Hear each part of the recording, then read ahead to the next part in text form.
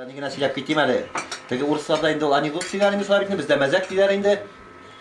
Ике балыкчы китәләр балыкка, кышкы балыкка инде. Шулай итеп, булар кышкы балыкка урманга киткәннәр дә, урманга барганнар. Шуна урманның бер күленә кергәннәр булар. Күлдә утыралар, яклап хат тишкәннәр инде, аякта бит инде авыр аяк киемнәре, теге җылы, өстә. Шуннан бер заманны тишеп, шулай итеп балык тотып утыралар. Бер заманны Ходай рәхмәте белән тегеннән бер аю җыкысына уянып чыкканда, әкренләп агачлар сындыра буларга таба җигерә башлаган. Килә икән бу. Истиза бит инде. Свежий исе килә.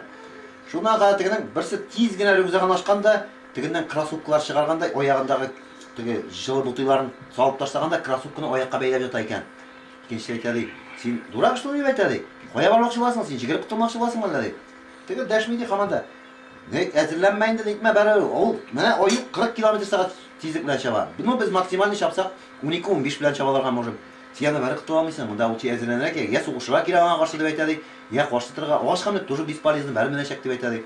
Теге үзенең гаме юк. Икенче аяк киемендә кигәндә шуннан соң мин сиңа әйтәм бит инде нәрсәгә шулай итеп әзерләнәсең. Нәрсәгә вакытны узырасың? Давай без әзерләник дип әйтә ди.